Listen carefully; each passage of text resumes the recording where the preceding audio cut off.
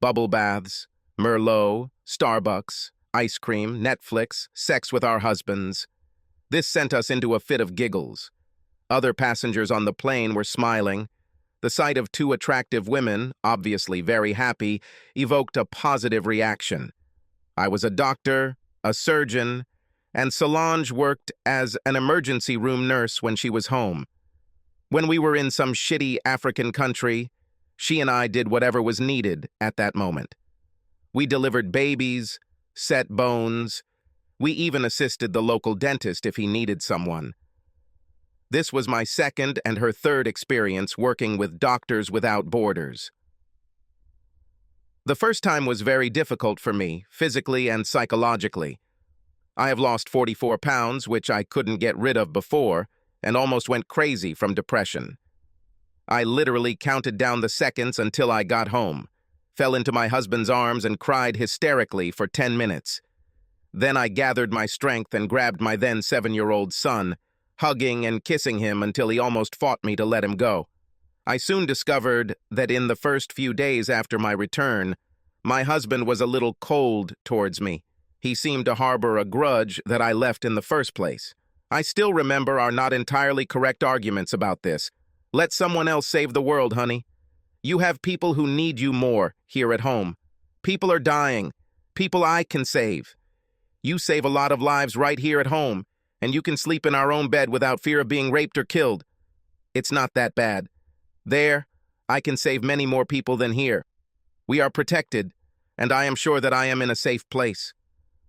Maybe I should raise the statistics for you. Sometimes I hated his work. He was a freelance writer and took assignments on any topic from anyone who was willing to pay him. He was meticulous in his research, and if he cited something, it could be quickly verified. He started small, doing it part-time, mostly as a hobby, but now he was writing for major newspapers and magazines. He even received several awards for his outstanding achievements. Then one of his friends started his own YouTube channel, where he read short essays about everything that interested him. 3 years later, he had almost 2 million subscribers, and his annual income from advertisers was almost $100,000 a year after payment. In general, he earned as much per year, and sometimes more, than I did. Shortly before I left, he was invited to become a correspondent for CNN, mainly writing articles to dispel the excessive seriousness of the channel. Our niece told him that he was now an influential man, but he had no idea what she was talking about. She gave him the definition, and he naturally studied it. He then made an article on his channel warning people to make sure what they are being told is true, no matter how successful the person sharing the information is. We all have our own interests, even if we don't realize it. That is why I try to be impartial in my work. Just because I believe in something doesn't mean you should believe it. This doesn't mean I'm right or wrong. This means that you take everything with a grain of salt. Don't blindly accept anything I or anyone else says and use your own judgment. In other words, think for yourself. Unfortunately, in recent years, this habit has been weakening. 5 months passed before he agreed that I would go. Then another 3 months passed before I left. I was on an emotional high, but he was still cold. I'll be home before you know it. The incredible sadness in his eyes does not leave me today. Do you understand that nothing will ever be the same? I will no longer trust you to put your family first. I'm telling you this now, not asking you. This is the only time. If you run away from your family again, you won't have it when you return. I had not yet recovered from his words when he snatched the crying child from my arms and walked away without looking back. I was sent to an African country that was about as backward as you could get outside of the urban areas. My operating room was a tent that was not very securely pitched. During the summer months, the winds blew constantly, and it was no big deal when, in the midst of an operation, the corner of the tent flew up, covering everything with dust. Surprisingly, they all did not die from infections. However, we saved many people. During my work, I attended 4 births. One of them to a mother who had just reached puberty. The pregnancy resulted from rape. She lived in an insecure area, and her village was captured by rebels. All the women in the village were raped, many several times. She managed to escape when the man who attacked her lost consciousness. She stuck a knife in his throat, took everything valuable from him, including a rifle and a pistol, and ran away. They pursued her for 6 days until they reached their limit. While fleeing, she managed to shoot 2, and as soon as she was able to move, she left the child, took the rifle, and disappeared. Rumors began to circulate about an avenging angel, then about a group of angels. The rebels left the area. 3 months later, I was already climbing walls. Fear and anxiety did not go away. I first moved in with Solange, and one day I asked her why she was so calm while I was broken. I can tell you the cure. You need good sex. One of those that breaks the bed. This would probably work with single women like you. I'm married. She grinned and showed some photos on her phone. In the frame, there were a couple of little girls and a very handsome man. My husband and children. But you sleep with Jean-Luc? Yes. And if he is not available, I share the bed with Eric. Look at everyone's hand, darling. Rings are not allowed here. Symbolic, right? No one is married here. And what happens in the country stays in the country. We return to our husbands and wives and devote ourselves to them until we return again. I make sure to give my rings to my husband when I go away. And the first thing he does when I get home is put them on me. This is a comeback. And no one gets caught. One of the doctors got caught a couple of years ago. We are healthcare workers, and she forgot her birth control. There was a condom shortage at the time, and she tried different methods. But when she returned home, she was 2 months pregnant. Her husband was good at math, and the truth came out. They divorced, and the organization paid him not to make it public. The doctor was no longer allowed to serve. What about diseases? She rolled her eyes. Medical workers, remember? We get tested at least once a month, and if something pops up, we deal with it quickly. Think about it, honey. Nobody will ever know. I lasted 5 months, and then I lost a mother and her child to an improvised explosive device. A woman died in my arms, begging me to save her child. The child, by that time, had been gone for 10 minutes. I was out of my mind and ended up drinking almost the entire bottle of bourbon, waking up in an unfamiliar bed with one of the male nurses. Before I could say anything, he was on top of me again, and I just gave in and let the release wash over me. Rodrigo did not leave my bedside until his rotation was completed, and 4 days later, he was replaced by a doctor. He lasted until the end of our tour. I knew my husband would know this the first time he laid eyes on me, but he was too busy still dealing with his anger over my leaving to notice. It took 4 months to get back into his bed, and I have to admit that many times when my husband and I had sex, I thought about Rodrigo or Michelle. A year has passed, and we are back to normal. Then the organization called me and asked me to urgently replace an employee for 3 months. I filled in for a woman who was in a car accident. I never told my husband that it was because a mortar shell hit him too close. We had a terrible fight, and it lasted 3 days. Finally, he raised his hands up. Do whatever comes into your head.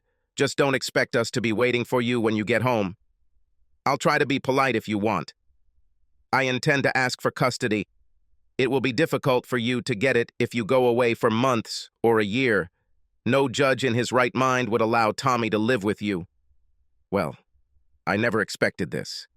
It's only been 13 weeks, and I'll be right back. I tried to reason with him.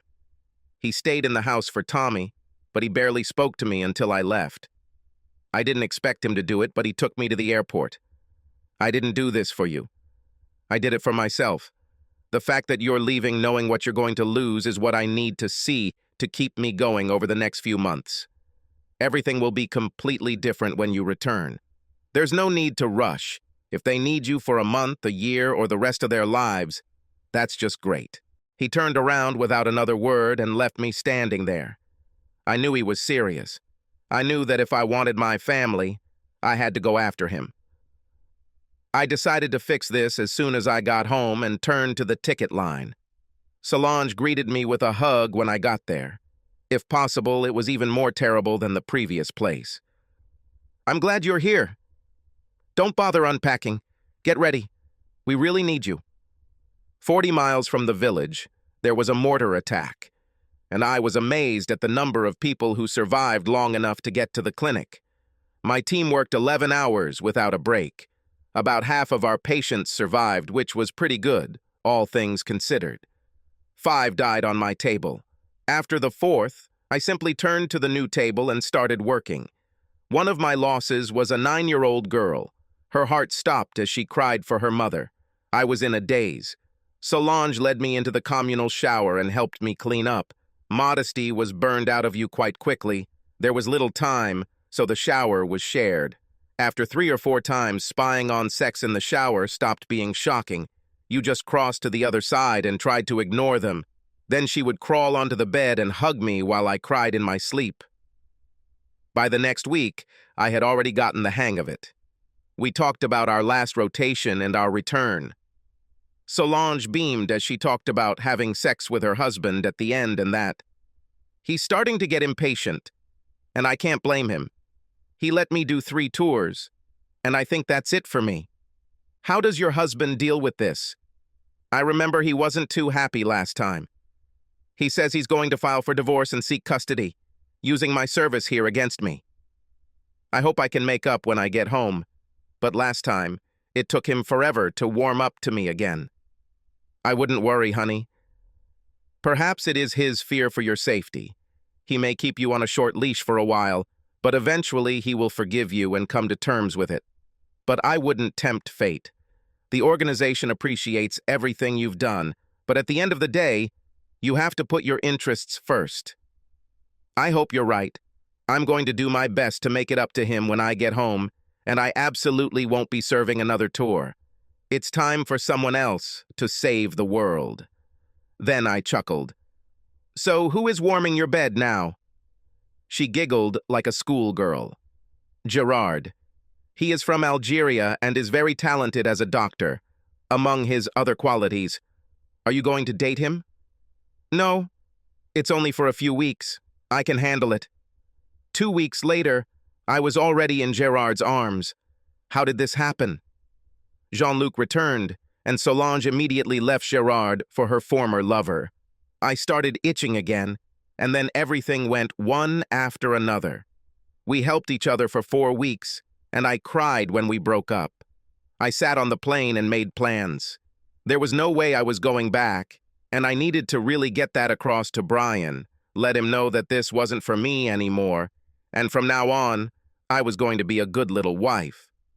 Solange told me to work my way back into his heart through our son, and then she laughed.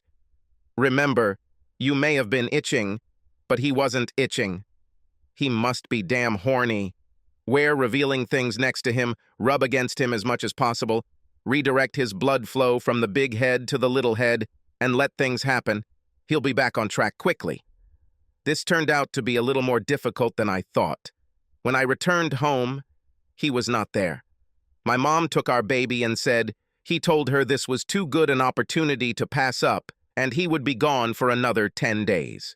This was a blessing because it gave me a lot of time to focus on my son. If I could get him back, the rest would be easy. While I was making plans to save my family, I later learned that Brian was sitting in the corporate office of our organization and talking with the head psychiatrist. Thank you for your interest in our charity, Mr. Oliver. We could use any publicity we can get. After all, we are funded by donations. It seems like a worthy cause to provide services that are so needed where they are least wanted. I know you're underestimating this, but your organization has lost people over the years, and that should be on the mind of any volunteer who comes to you. This is true. This is why we conduct a complete mental health check before accepting them. Unfortunately, this is a noble cause, but it is not for the faint of heart. Some people experience breakdowns from stress, and in recent years, cases of post-traumatic stress disorder have become common. We offer them full support for as long as they need it. It sounds like you try to take good care of your employees. How many of them do more than one rotation? There are those, but we have set a limit of 4 rounds and do not encourage them. 2 is the norm. Considering everything that is happening around them, how do they cope with stress during service? It's difficult, but they offer each other support to boost their spirits and ease their fears. I have something to confess to you, Dr. Parkins. I did some research on the divorce and relationship failure rates of people who have served 2 or more terms, and it is unusually high. Would you like to share your opinion? The doctor was silent for a while. Some people do not cope well with the situations in which they find themselves and seek comfort, however misplaced, where they can find it. We are committed to helping restore any broken relationship. So you consider failed marriages and broken relationships to be acceptable collateral damage? The needs of the many versus the needs of the few? Will this argument fly with the spouses of doctors, nurses, and technicians about to be left behind and wondering if they will have a marriage when they return? I don't like where you're going with this interview. Stories like this will have a negative impact on the organization. Yes, my research has shown that you like to sweep such things under the rug and keep them in the shadows. I found at least 3 cases where significant money changed hands to avoid attracting public attention. Do your donors realize they are funding this? The doctor stood up. I consider the interview to be over, Mr. Oliver. I encourage you to think about what you write. People lose their jobs by reporting trash like this, the man chuckled, which worried the doctor. I also discovered this when checking my information. This is one of the reasons why I like to be independent. I don't need to give in to pressure. He walked to the door and turned around. For general information, you should look up Dr. Hope Oliver. I think it has already worked for you. He turned and walked out the door. As soon as it closed, the doctor put his head in his hands. This seemed to be a personal matter for the man, and his independence meant that little pressure could be put on him. He checked out Brian Oliver, Immerse at the number of his followers. Then he remembered seeing it on CNN. The situation could quickly become dire. He called his assistant. Get me the file on Dr. Hope Oliver. She might still be somewhere in the country. If she's home, I need her contact information. This is the first priority, Benjamin. He looked at the phone for a second after his assistant hung up, took a breath, and called the CEO. I received a phone call that surprised me. This was our corporation, and the person calling occupied a very high position in the hierarchy. Dr. Oliver, we need you to come to our headquarters as soon as possible. This is very urgent. Why? Now is not the right time to leave home. My husband left on a mission, and I am now taking care of our son. In addition, I have resumed my duties at the hospital and have surgeries scheduled. And if you haven't read my dossier, you should. I will no longer serve. It was a very pleasant experience, but it's time for me to be with my family. My husband was not very supportive of my service. Your husband is exactly the reason we are calling. He was here yesterday and said some very disturbing things. Something that can greatly harm us is in the public eye. We are trying to figure this out, and it would be in your best interests to come to us. I felt like blood was flowing out of my body. Brian looked like a bloodhound. Once he caught a scent, he would pursue it to the ends of the earth if he thought it was worth it. Doctors and nurses are natural gossips, and if one of them spills the beans about something that happened overseas, it could be very, very bad for a lot of people. The first thing I did after hanging up was call Solange and tell her what the man said. I used to brag to her about what a good journalist Brian was, and we got to watch him one night in France when we were flying out while he was on CNN. Jesus Christ. This could be a disaster. My husband doesn't know how to forgive, and he will leave me in an instant. You need to contact your husband, Hope. Beg, promise him anything, just so that he doesn't do it. Think about others. Almost all of us are married. This story will probably explode on 3 continents. I called Brian a dozen times, but they all went to voicemail. He didn't respond to emails or messages, and I was at a loss. I had no idea where he was or how to convey a message to him. I rearranged my schedule, citing a family emergency because that was the most important thing to me, and flew to New York. I arrived there at 9 in the morning and immediately went to their headquarters. Dr. Parkins, who interviewed me before I joined the team, met me at the front desk and took me straight to his office. After the standard pleasantries, he moved on to the question of what I came for. Your husband seems to be a rather angry man, doctor. I'm going to ask you some tough questions that I assure you will never be discussed outside of this building, and you have to be honest if any of us want to survive this. Are you ready? I nodded, knowing what would happen next. Did you have sex with any other employee during your assignments? If yes, then with whom? Were you careful? Did you avoid making public statements? Did you talk about anything outside the organization? I named 2 of my longtime lovers and 2 more with whom I had a revelry weekend. Dr. Parkins kept a neutral expression, and I wondered what he thought of me when I finished. Thank you for your honesty. In truth, although this happens quite often, the rates are no higher than those of medical workers in everyday life. It's just that in such situations, everything is more concentrated and intense. I've probably helped dozens of people with this problem, and my advice is always the same. Do what your conscience dictates. 95% take it to their graves, and it rarely works for those who confess. He looked thoughtful for a few seconds before continuing. However, this is not an ordinary situation. From talking to your husband, I can say with reasonable certainty that he knows you went astray both times you were abroad, and he is very angry. Angry people are not prone to prudence. On the rare occasions when something remotely similar happened, we were able to contain it. In this case, this will not happen. We can put significant pressure on CNN, but we don't have the resources on his personal site. He can express himself any way he wants, and there is nothing we can do about it. This could cause us great harm. How many spouses will be as supportive as we are after the story gets out? We need these people to exist. If you have any influence over your husband, now is the time to show it. My answer did not make him very happy. Sir, now I have no idea where my husband is or what he is doing. He refused all contact with me. Who knows what he might do? We found out about this the next day. Every newspaper in New York wrote about it and was picked up all over the world.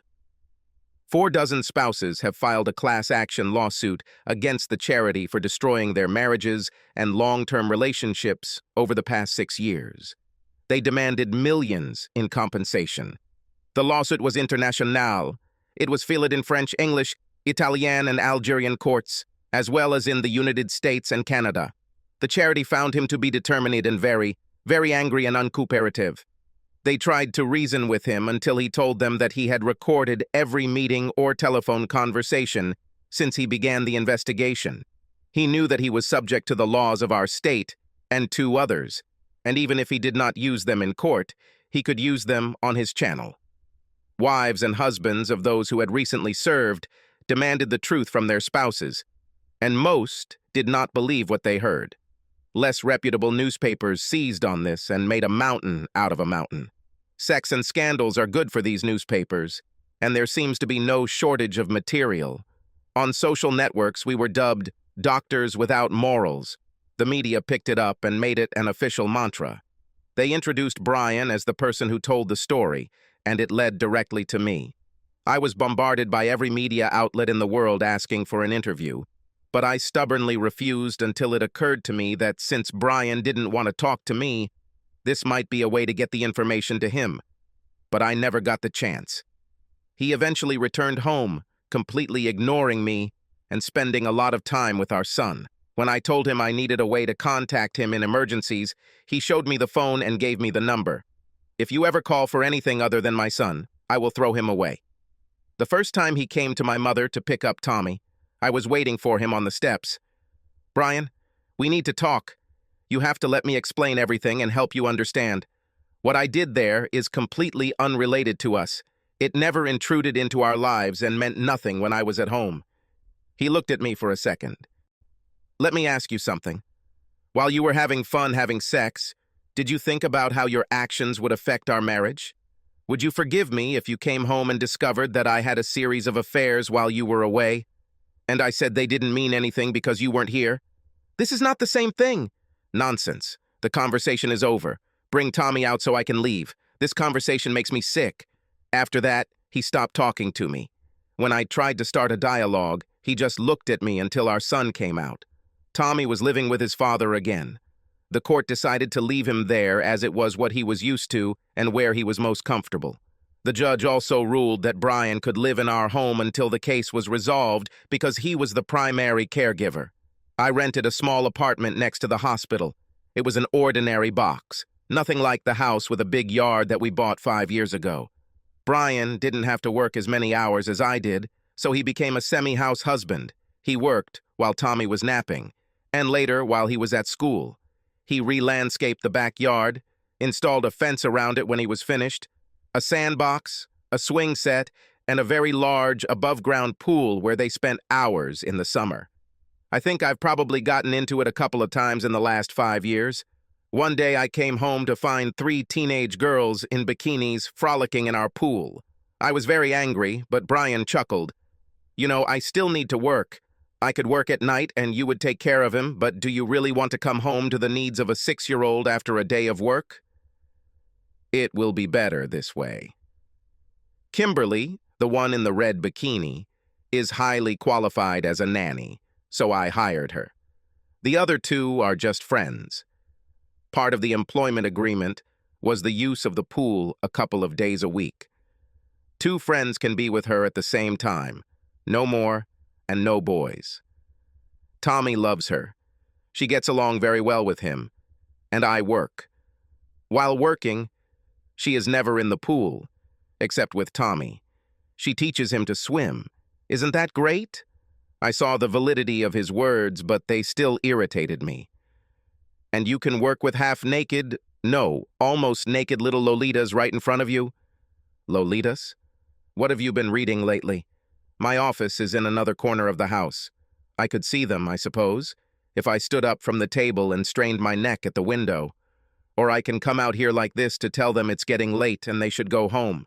Tommy woke up from his nap and ran into my arms, then dragged me over to the girls so I could meet Miss Kimmy. Talking to them made me feel relaxed, and when Kim told me she was going to be entering a nursing program in the fall, we hit it off. I got her a job as a hospital volunteer, mentored her as best I could, and wrote her a glowing letter of recommendation for college. Kim was in her 2nd year and doing well. She was replaced by her younger sister Alexis, Miss Lexi, whom Tommy loved almost as much as Kim. I had the feeling that they did a lot of parenting while I was away, and Miss Lexi could really fill out a bikini. The charity wanted to settle the class action if the agreement included a non-disclosure clause. They told me about this meeting. Brian laughed, which caused heartburn among their lawyers. "Everyone else agreed. Why can't you forget about it and move on with your life?" asked one of the lawyers. "I live on," Brian answered, "but I have not forgiven her or your organization. I know how hard you recruited her, telling her how good this would look on her record and could lead to consulting opportunities down the line. I'm still digging to understand how you work. In every other case, the offended were bought off, sometimes with money, sometimes with business dealings. I don't need money and there's no way I'm going to bed with you idiots. I'm currently writing a 2nd article about your organization and I'm running out of time, so fuck off." They stood up to leave, and just before they walked out the door, the youngest lawyer, a woman 3 years out of law school, asked him a question. "Isn't your anger a little undirected? In the end, it's all because of your wife. She cheated on you. I understand everything, and I'm sorry. But isn't it her life, not ours, that you should turn into hell?" He smiled at her, which made her nervous. He then showed her a photograph of his son. "This is my son. It was thanks to him that I didn't burn out my wife. Without him, she would have been a corpse the moment she stepped off the last plane.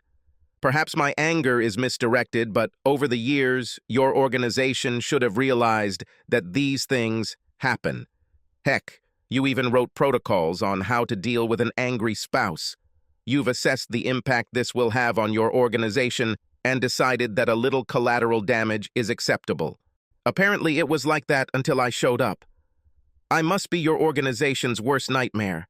I have an independent income, so you can't pressure me about my job. I make good money, so you can't starve me. And I have enough rage to ignore veiled threats. You can go." She was a little pale when she left. The raw anger coming in waves from the man was enough to confuse her. I wasn't surprised when I received the divorce papers. Every step I took ended in disappointment. I came to his house so often that he filed a restraining order. If I came within 100 feet of him or the house, I could be arrested. My employers were unhappy with the circus my life had become. In my home country, I didn't do anything wrong, and so far everything that was brought forward amounted to accusations. But the administrator still called me into his office. I am speaking to you on behalf of the board of directors. Your personal life becomes a distraction, and we cannot allow it to disrupt the normal daily routine.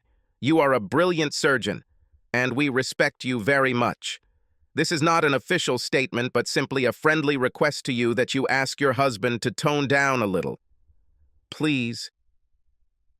I promised that I would do my best, knowing that, at the moment, I couldn't even talk to him. He told me I could send emails if absolutely necessary. So that evening, I sat in front of my laptop and wrote for 5 hours before I decided I had it all figured out. I clicked the send button and went to bed, hoping for a response. When I read the answer the next morning, I shuddered. I could care less about your professional reputation, your relationship with the hospital, or any collateral damage I cause unless it involves our son. If you catch me in a lie, send me a message, and I will retract my words and give my sincere apologies. 4 nurses, 5 technicians, and 2 more doctors from your hospital were on business trips for the organization. I wonder what I'll find if I follow them. I should probably warn them. Well, it didn't work. I showed the administrator the letter. He just sighed. He closed the door and exploded. Crap! Damn it! This is really bad. You know I'm going to have to gather all these people and warn them.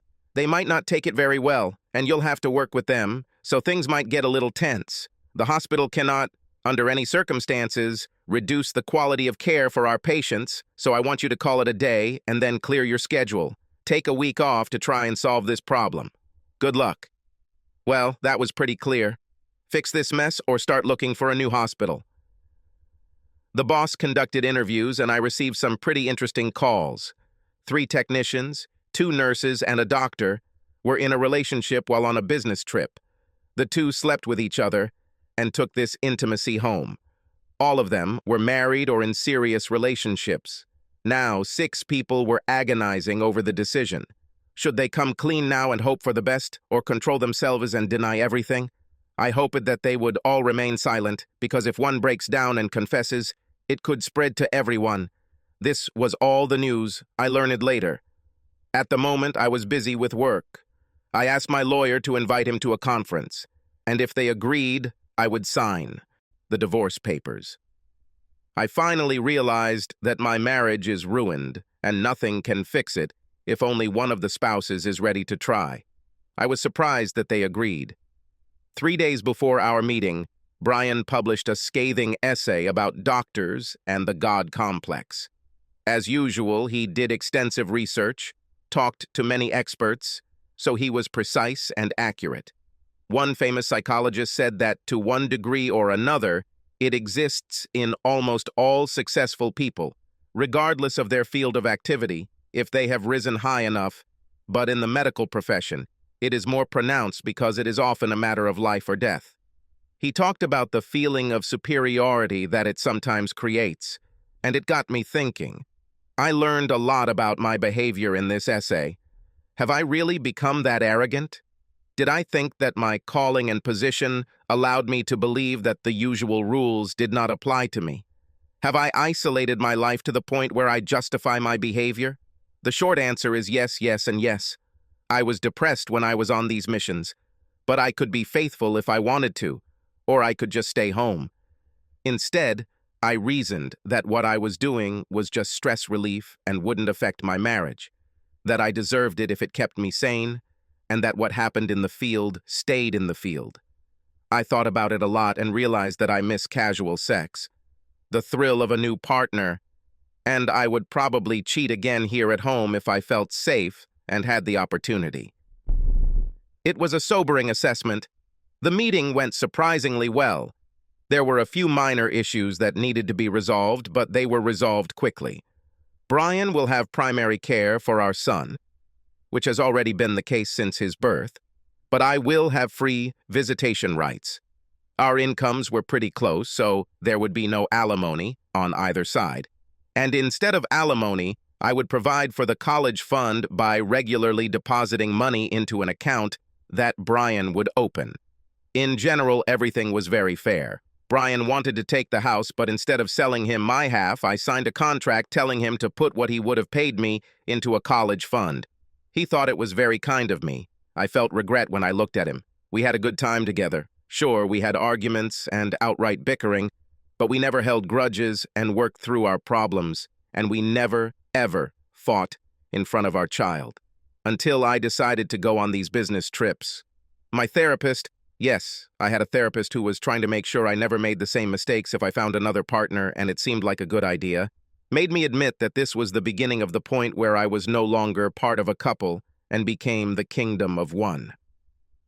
Brian wasn't completely blameless. He could be distant and sullen, especially if he was working on something that upset him, but he did his best to keep it to a minimum. Before I went on that first mission, he was very supportive of my career, but after I returned home, it seemed like he didn't care anymore. Did I have a scheduling conflict? Not his problem. I think it was during this period that he felt that everything would not end very well and already went into self-defense mode. After all the business was settled, the lawyers left and we sat in the conference room and talked, really talked, as usual, before my first mission. It occurred to me that we hadn't had a conversation like this since I first left. This will be our last time apologizing to you, Brian. If I knew then what I know now, I would never have gotten on that plane. But at that time, I became so narcissistic, so self-confident, that now I understand that I began to make decisions with little or no concern for you and our son. Unfortunately, now any decision I make will be made without your participation. Not necessary. We still have a son, and he will keep us together for at least the next 15 years, until college. Then we'll have a wedding to plan, and fights over who gets grandchildren when. So we'll be a constant presence in each other's lives. It made me smile through my tears, but it was too hard, so I kissed him one last time and left. I don't know if the divorce or our conversation calmed him down, but he retreated from the organization. I know money changed hands after the class action lawsuit and Tommy's college fund increased significantly. The pressure became too much and I changed hospitals, going across town to our biggest competitor. Management did everything right, but I know they were relieved that I left. All the people on previous deployments had problems with their marriages, but fortunately there was only one divorce, although some of their remaining relationships are on fragile ground. I haven't gone on a date for almost a year.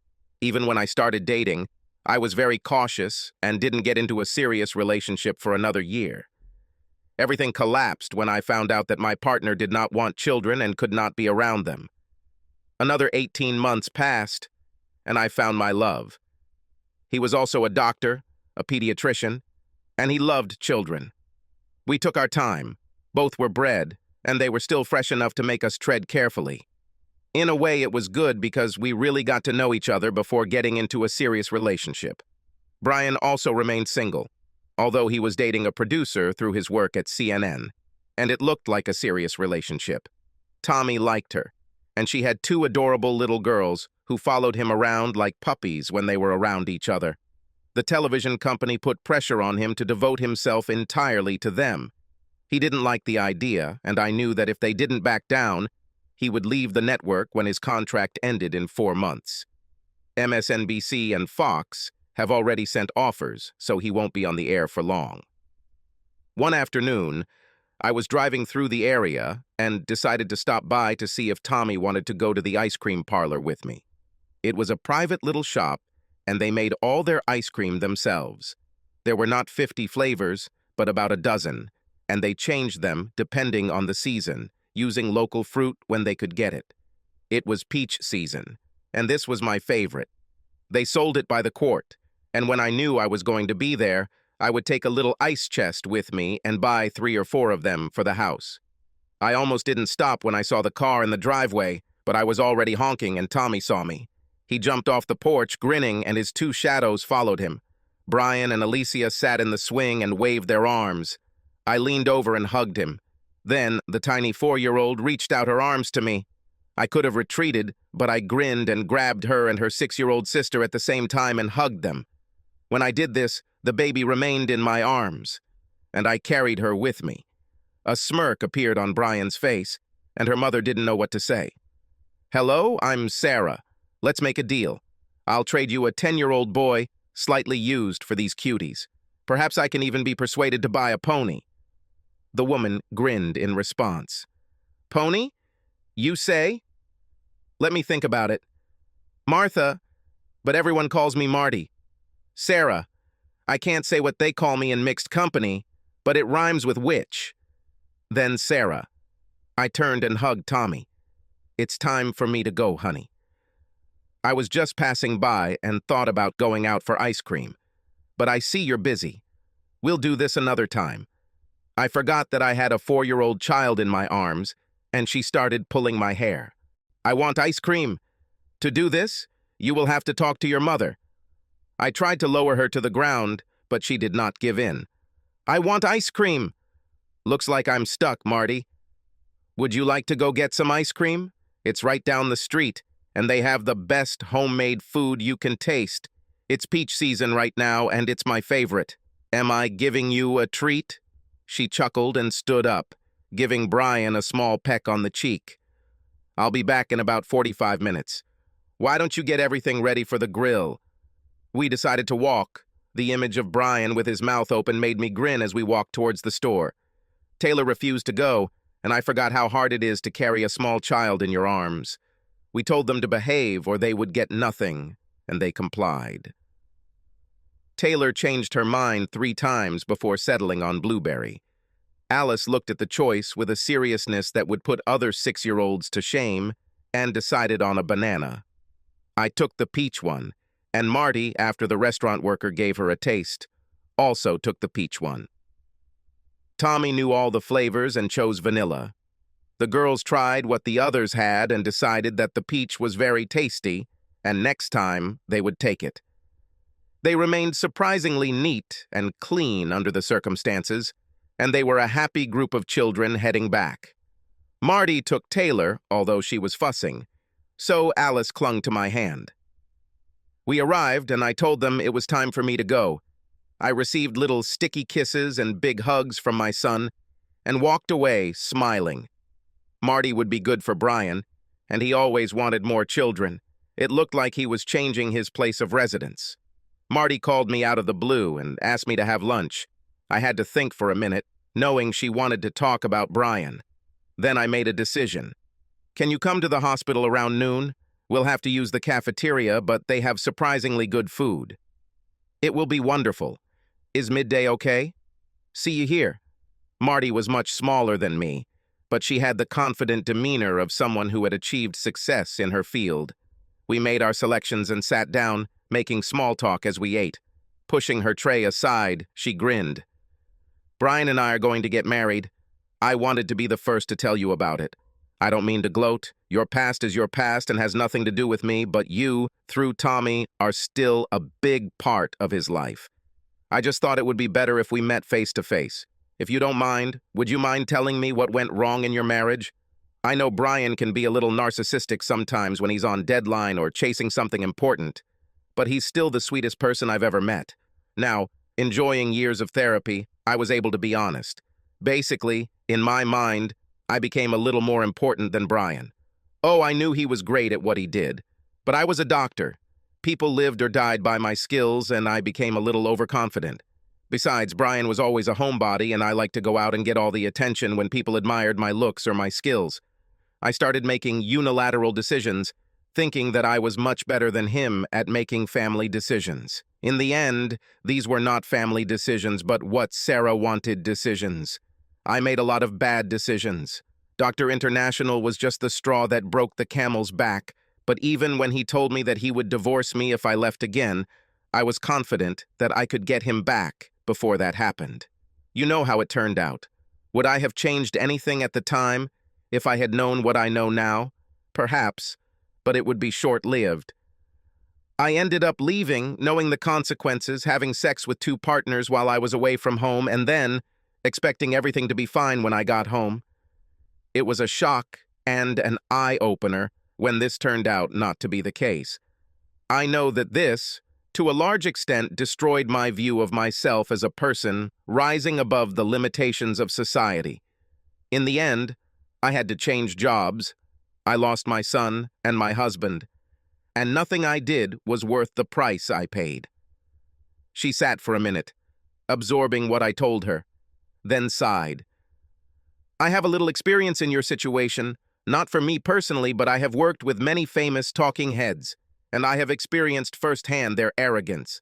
One insisted that I do him a favor right before the broadcast.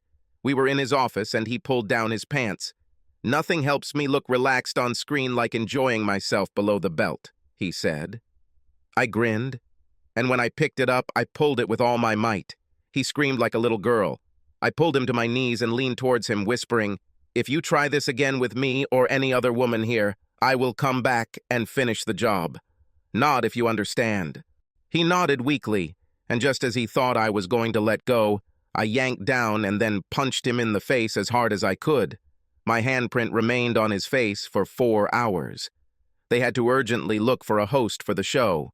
Upper management threatened me, but I recorded the conversation and short footage of the incident and told them that if this had any negative impact on my career, I would sell the story to their biggest competitor. After 6 months, they decided not to renew his contract. She looked down at her manicure and then looked up and grinned. As you can see, I know very well what a God complex is. Moreover, I know how to avoid people who have it and how to deal with those with whom I come into contact.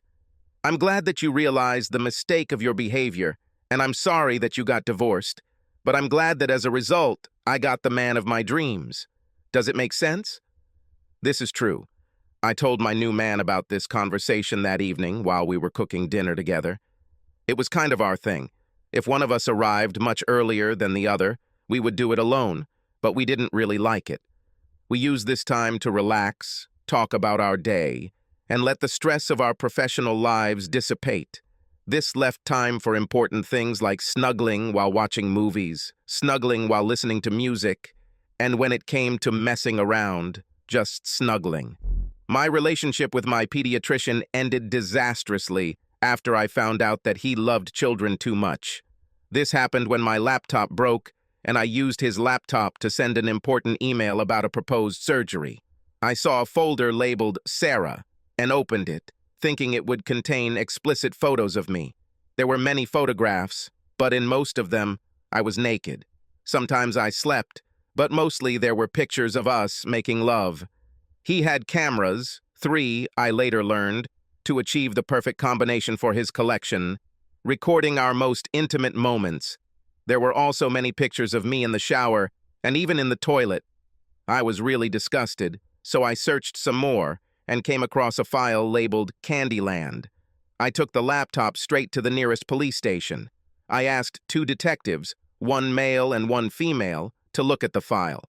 They watched for about 30 seconds, then closed it and pulled the district attorney away from his dinner.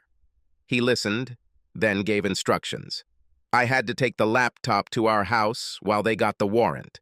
Then I had to call and tell them what I had found out so that an investigation could begin.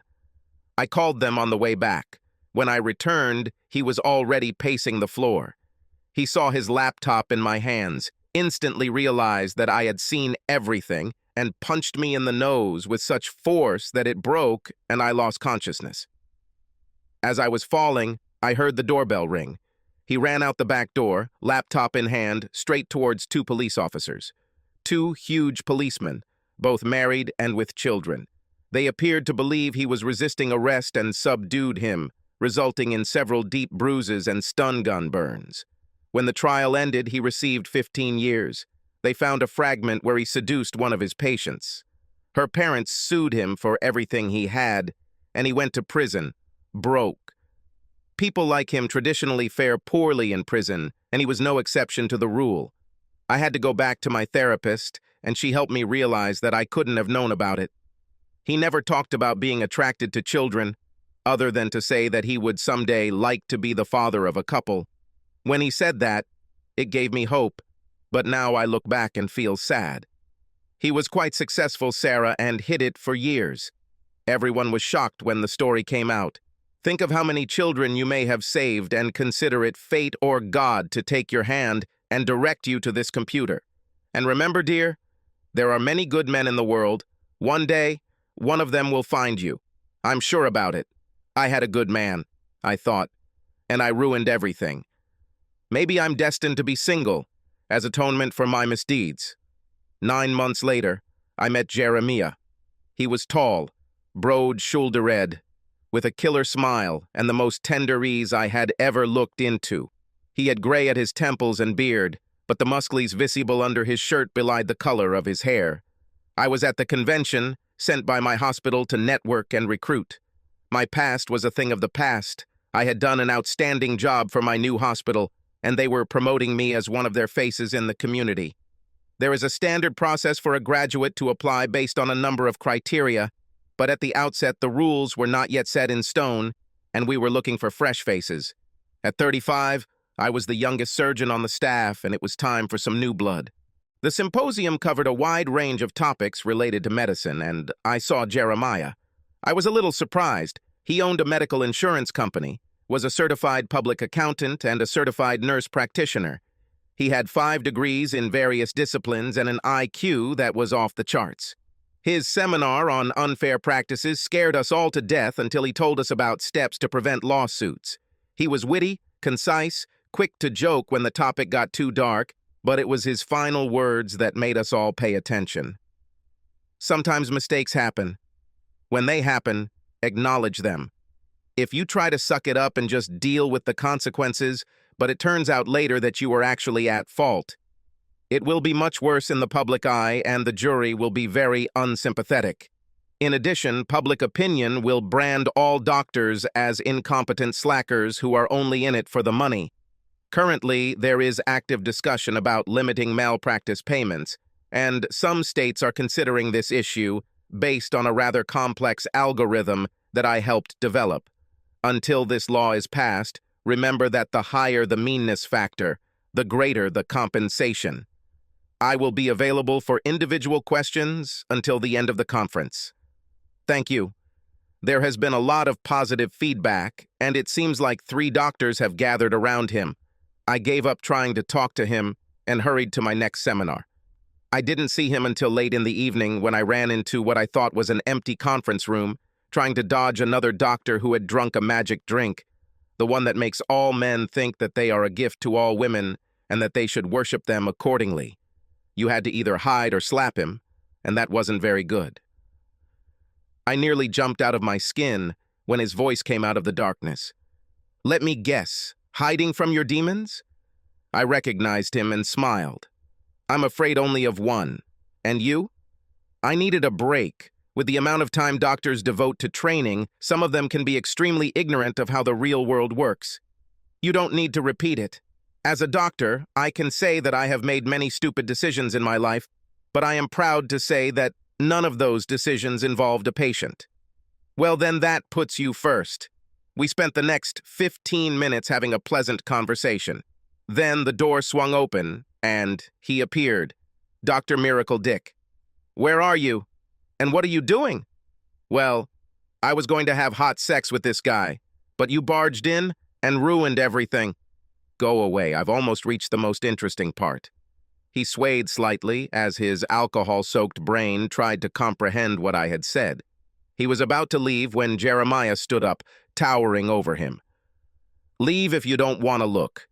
He opened and closed his mouth several times before muttering, damn, and staggering out. We looked at each other before breaking into laughter. When we stopped, we started talking, just pleasant conversation about safe topics. I kissed him on the cheek when we parted, and he hugged me very sweetly. The next morning, I saw him at breakfast, and he stood up, inviting me to join him. I went to my seminars, and he held his after we agreed to have lunch. Lunch was pleasant. He took me to a restaurant away from the conference where we could relax, then to a small club where the music wasn't too loud, and we danced a few slow songs. I was a tall girl, but in his arms, I felt tiny. Back at the hotel, he took me to my room and kissed me very nicely. Not too strong and without a tongue, but promising. It made me want more. We discovered that we were from the same city and our relationship developed quickly. He was married, but she tragically died in childbirth from a disease that no one knew about. They managed to save the girl, although she spent almost 2 months in the hospital. She was 7 years old. I told him my story about 3 months after we started dating and right after we became intimate. He listened without interrupting and then just hugged me while I cried, scared to death that he would want to end our relationship. My heart melted when he spoke. You can't change the past. It sounds like you've made a number of mistakes, but you've learned from them. If I didn't think I could trust you, we wouldn't be where we are now. I tried to love him to death. Luckily, it didn't work, but by the end of the weekend, he was pretty lethargic. We were still in no rush, but gradually I spent more and more time at his house. I was very nervous introducing him to my son, but they got along great. There was a very good archer, and he introduced Tommy to this activity after talking with my ex. He said nothing about their meeting, except that he seemed like a decent guy. One day I came home and it was full of children. Tommy and his younger sisters. All 3. Brian and Marty had a child together, a little girl who seemed terribly smart. I raised an eyebrow and Yeri blushed slightly and then chuckled. We'll manage this herd for 2 days while Marty goes to New York to collect his reward. It looks like her star is on the rise now that she is the executive producer of Brian's new show. CNN got Brian to host an hour-long show 3 days a week, alternating with another show. Ratings were high and rising.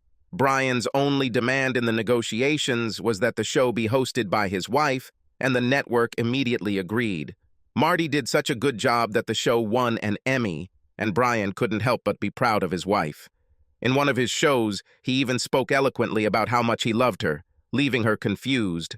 I couldn't help but watch his show, feeling a pang of regret, as I realized that if things had been different, if I had managed to remain faithful and lower my ego enough, he would have raved about me on his show. Then I looked at Yeri and realized that perhaps he was the destination I was destined to arrive at.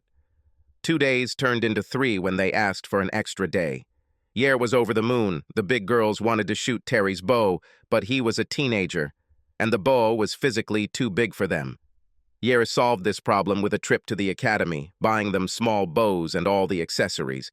Taylor was a natural shooter, and Alice was quite good. Lucy, Yere's daughter, was very helpful. Then Tina wanted a bow, and I came to the rescue by buying her one of those toy bows with suction cups on the end of the arrows instead of arrowheads. For a 3-year-old, it was pretty good, and I regretted my decision every time I had to pull the arrow out of the TV screen, patio door, or car window. Jeremiah and the kids thought it was hilarious. I was both exhausted and excited. Lucy, at first, behaved somewhat warily, not wanting to share her dad with anyone, but gradually she accepted me, and we became closer. I gave her all the love I couldn't give my son, and she thrived. The fact that girls her age were next to her for several days lifted her spirits, and when they left, everyone hugged and kissed. We were sitting on the couch, relaxing, when Lucy crawled on top of us. After she squirmed until she was comfortable, she said something that rocked my world.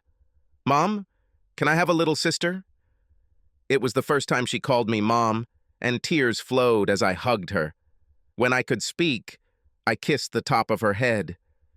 "It depends, baby. What does Daddy think about this idea?" Dad grinned, holding a small box in his hands. "Dad thinks this is the best idea he's heard in a long time." I cried for 30 minutes, kissing and hugging them both the entire time. I had wanted a baby for a long time. Willpower won out, and 2 weeks before my 38th birthday, I gave birth to an 8-pound baby boy. The waiting room was filled to capacity. I was a beloved doctor, and the nurses were constantly fussing over me. I wasn't surprised to see Brian, Marty, and their brood. I was surprised to see his mother. She went out of state for a while, and I didn't know she was back. I couldn't hold back my tears when she asked me to hold her new granddaughter. Soon, he and Jeremiah's mother were already sitting in an embrace, planning the future of all the children gathered. Lucy made sure that she was the first to hold her brother in her arms after her parents. She was a little disappointed that he was a boy, but as soon as she looked at his face, she immediately accepted it. When he was 5 and she was 13, if he was naughty, she would take him in her arms and shower him with kisses. Soon he was giggling and trying to wipe them off as quickly as she planted them. One of the largest photographs on her nightstand is the one in which she holds her brother for the first time. I was 53. I was the chief physician of the surgical department. Knowing that in a few years my arms would give out, I planned my retirement.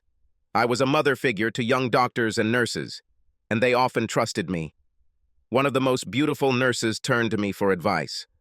"I heard that you worked with the organization Doctors Without Borders. I was offered a job. Do you have any advice?" I didn't embellish. I talked about my experience and what it cost me. She recently got married, and I asked if her husband agreed. "He doesn't know yet." "Then you should talk about it. Are you ready to be away from him for so long? Will he be willing to wait for you to come home? The organization has done a great job, but there is always a cost and a downside. You must weigh your decision carefully before making it." In the end, she didn't go, but one person went instead. Before leaving, she broke up with her boyfriend, and by the time she returned, he was engaged, which dashed all her hopes of reconciliation. We thought she did it on purpose in case she decided to have a couple of flings while she was away, and never once did we think he would replace her so quickly. She was pretty depressed for about 4 months, and when she was offered another assignment, she turned it down. Tommy graduated with a master's degree in journalism and got a job as a production assistant at Fox. Lucy was a junior in the pre-medication program. Alice is in the same program, and they live in the same room. Taylor is a senior and has a full scholarship to play volleyball. Tina is a freshman in high school and seems to specialize in boys. At 14 years old, she looks 20, and men and boys just go crazy over her. She has a good head on her shoulders, and if they push hard, she shows them pictures of her sisters, brother, cousins Lucy and JJ, with ribbons and trophies for archery and karate. Tommy was an alternate on the Olympic team last year, and JJ, at 15, was already a second Dan black belt. Lucy, 2 years ago, became the state champion in archery in her age group, narrowly beating out her cousin Taylor. One day I met Brian in a cafe and we sat down at a table. I apologized again for my behavior, but he waved me off. "It's in the past. Let's leave it there." Instead, we complained about our children and spouses for half an hour, kissed, and went our separate ways. I thought about this as I watched him walk away along the sidewalk. I remembered the old adage that cheaters never prosper, and I realized that it was not true, at least in my case. Yes, I did a terrible thing, wallowing in self-righteousness and arrogance, and I really suffered for quite a long time. But in the end, I think the pain I went through helped me become a better person. I'd like to think it affected my marriage and relationships with all the people I cared about. I used this experience when I counseled the young people I worked with, hoping that my story would make a difference. I grinned, feeling for the envelope in my pocket. My gift to my husband for his upcoming wedding anniversary is 2 weeks at one of the most exclusive resorts in Thailand. Sun, sand, clothing optional. I didn't have the toned body I had when I was 30, but I played sports and was voted one of the top 3 old ladies in my hospital. Jeremiah still looked at me like I was a hot young thing, and I wanted it to never go away, so I endured the pain and tried to ignore the ravages of time and nature until some of these destruction, conscience, would have to be attributed to him.